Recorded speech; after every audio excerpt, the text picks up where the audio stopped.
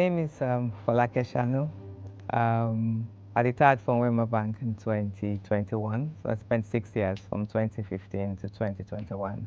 A lot of things happened moving Wema Bank from where we were then, because when I joined Wema Bank, it was more or less like, where is Wema? Which bank is Wema?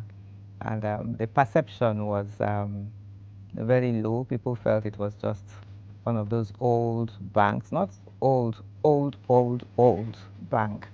And so most times people answer, what's the name? Is it Wema? Is it Wema? Is it Wema? Whatever it is. And but I mean, it was a journey, and the team I met on ground, they were determined to change. So they started the transformation process before I joined the bank. I think we were a regional bank then. And the plan was for us to move to be a national bank. So the challenge was more or less, how do you move Wema Bank from where it was? Well, like I said, leadership matters a lot. So we had leadership that had a vision, and we had also all of us that were willing to work with the leadership to ensure that we achieve our goals. So the plan was, we need to move forward as a bank, meet up with all the regulatory requirements, which the bank eventually did, and then plan the growth. That was the challenge. So by the time we moved to that level of getting to a point where we could say we had significant growth, it was now an issue of perception. And perception is key. And I think it was from really thinking about how do you change the image of a bank that has been called an old bank, Wema, and that was when Alert came up. And the dream for digitization was a major one. It looked like an impossible thing. In fact, one of those things that you call be hard. It was a big, audacious goal. And at the initial stages, how are we going to pull it through? But like I said, whenever you want to change or you want to transform, you really look at the leadership, you look at your strategy, and you look at the structures that you put in place to ensure that you achieve your goals at the end of the day. A long journey. It was like a bank split into two, and Alert had to work on its own, and the other bank had to continue. Because, like he would normally understand, if you abandon the breadwinner and then we are pursuing the baby, you probably will start, I mean, you probably get to a point where you can't even sustain yourself. So we had to sustain the bank, and the Alert journey started, and it was a good one.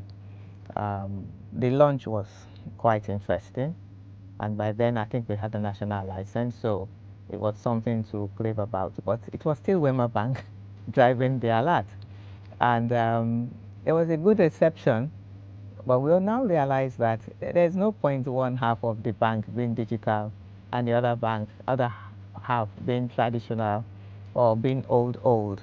So various things have to be put in place. And that's where the back office comes in. What we tried to do was more or less look at ourselves. People complained that the bank is old and the staff were old. So the average age had to reduce significantly.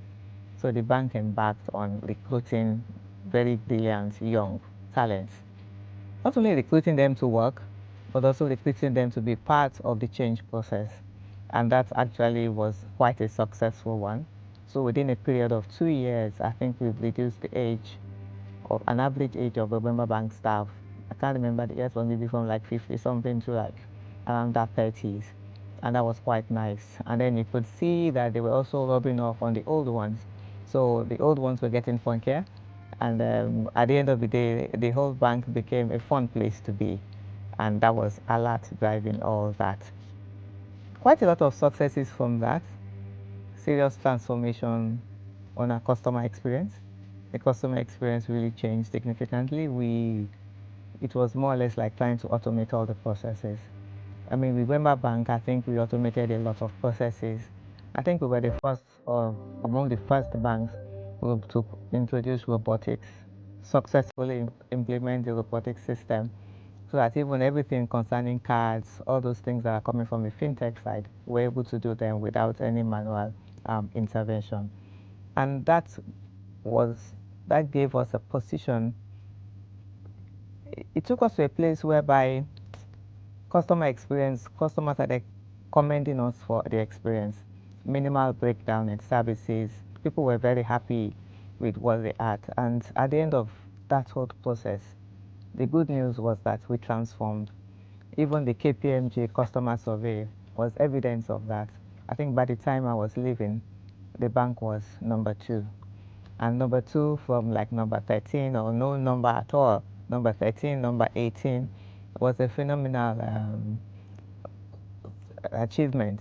And that is that is the way the bank has transformed. So from people to systems, and then the staff, there was a lot of fun around staff. So it wasn't about coming to work. I mean, a lot of fun. We created fun. And when I see most of the things on Instagram, I see that it's gone to another level. Fun is really at that next level. So I would say the bank has transformed significantly, and the hard work is showing. So to tell you that it was a very hard working time, and so we laid the foundation, and I think other people have taken up from there. I think the first thing we broke was the silo system. For many people that work in big organizations, you see things around, this is my department, this is my department. So one of the things we did was a lot of co-creation, and we tried to incorporate everybody. So, and that's why I said the young people came in quite handy in this whole process, whereby they were the ones that were taking up those assignments, and people were saying that things. So the culture changed in the sense that we could see everybody could contribute to the growth of the bank, not just the senior people alone. And when the younger ones contribute and you really appreciate what they are doing, what that does is that it makes them contribute more. It makes them feel part of the organization. So I would say teamwork. A lot of teamwork went on, and a lot of direction from the top as well. So you can see a situation whereby people are given assignments beyond their imagination, that they are new intakes, and you are really part of a system that is relying on you to give recommendations. That is a culture that means that, I mean, anybody can contribute. So it is teamwork, a lot of understanding on the part of the seniors, and also a lot of strategic direction from the leadership. I want to wish Wema a happy 80th birthday. 80 is really, that's, I look at it, 8 decades.